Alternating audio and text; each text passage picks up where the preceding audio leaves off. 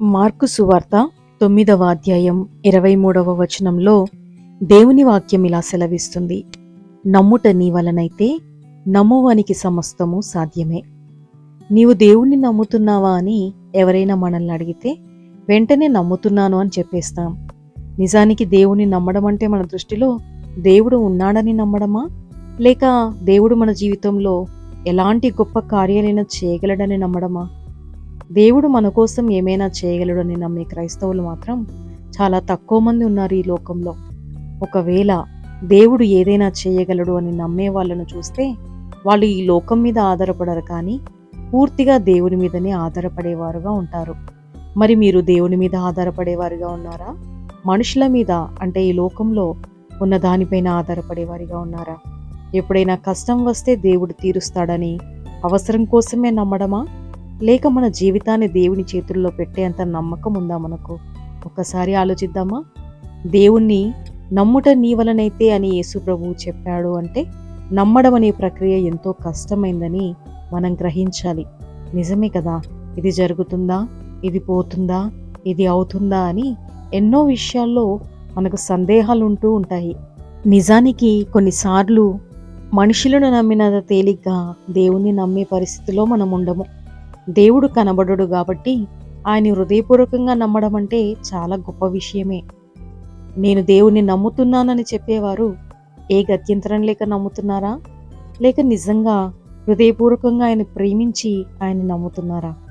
ఒకవేళ దేవుడు ఉన్నాడు అని మనం హృదయపూర్వకంగా నమ్మితే ఆయన మనల్ని చూస్తూ ఉంటాడు కదా. మరి మనల్ని చూసే దేవునికి మన కష్టాలు, సమస్యలు, బాధలు, రోగాలు ఇవన్నీ కనిపిస్తాయి కదా.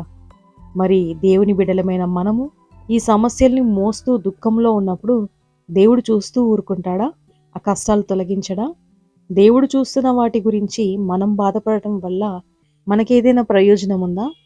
ఒకవేళ ఆ బాధలు, కష్టాలు మన స్వయంకృత అపరాధం వల్ల అయితే గనక తప్పక మనం పశ్చాత్తాపపడి ప్రభువుని క్షమాపణ కోరాలి. మనం క్షమాపణ అడిగితే దేవుడు మనల్ని క్షమించి ఆ భారమంతా తొలగిస్తాడు. ఎందుకంటే ఆయన నమ్మదగిన దేవుడు గనక.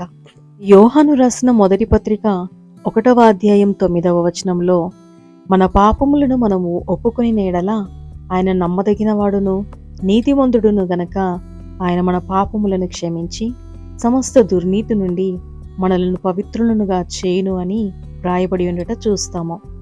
మన పాపములు క్షమించబడినప్పుడు మన కష్టాలన్నీ కూడా తొలగిపోతాయి.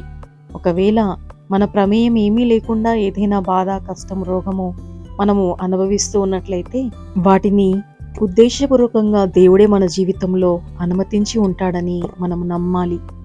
ఆయన ఉద్దేశం నెరవేరగానే, అంటే ఆ పరీక్ష కాలం ముగియగానే దేవుడే ఆ యొక్క ఇబ్బందులలో నుండి మనల్ని విడిపిస్తాడు.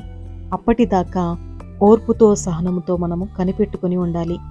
ఇదంతా కేవలము దేవుని నమ్మినప్పుడు మాత్రమే మనకు సాధ్యమవుతుంది. మనం దేవుని నమ్మకపోతే మనకు వచ్చే కష్టాలు, బాధలు, రోగాలను తీర్చుకోవడానికి మనం మనుషులను ఆశ్రయించాల్సి వస్తుంది. కొన్ని కష్టాలు మనుషులు కూడా తొలగించలేరు కదా. అనేక మంది వారికి ఉన్న కష్టాలు తొలగించుకోలేక నానా ఇబ్బందులు పడుతూ ఉంటారు. అలాగే వారి జీవితం అంతా వెల్లదీస్తారు, దేవుని దగ్గరికి మాత్రం రారు. మనము మనస్ఫూర్తిగా దేవుని యొద్దకు వచ్చినప్పుడు ప్రతి ఇబ్బందిని ఆయన తొలగిస్తాడని నమ్మాలి కదా.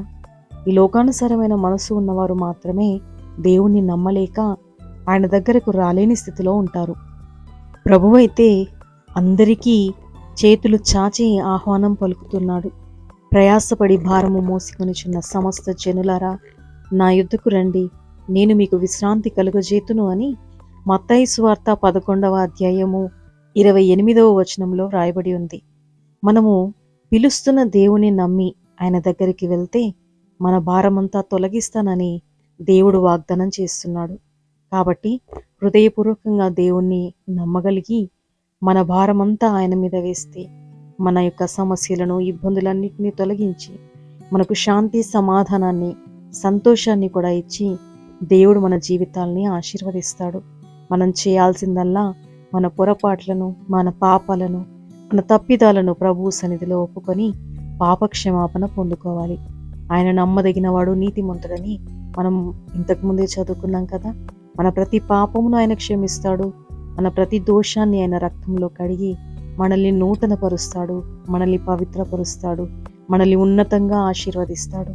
ఆయన మనకు పెట్టే పరీక్షలలో కూడా మనము ఏమాత్రము వెనకంజ వేయకుండా ధైర్యముతో ఎదుర్కొని దేవుని నామానికి మహిమకరంగా జీవించగలిగితే మనం ఊహించలేని అద్భుత కార్యాలను మన జీవితంలో తప్పక మనం చూడగలుగుతాము. కాబట్టి ప్రియమైన సహోదర సహోదరులారా, దేవుని నమ్మి ఆయన నామంలో గొప్ప కార్యాలను పొందుకునే భాగ్యము మనందరికీ ప్రభువే దయచేయునుగాక. ప్రార్థన. ప్రియమైన పరలోక తండ్రి, ఈ లోకములో మేము జీవించినంత కాలము నిన్ను మనస్ఫూర్తిగా నమ్మగలుగుటకు, నీ మీద ఆధారపడి జీవించే శక్తిని, ధైర్యాన్ని, మనసును నాకు మాకందరికీ దయచేయమని యేసుక్రీస్తు శక్తిగల నామంలో ప్రార్థిస్తున్నాము తండ్రి. ఆమేన్.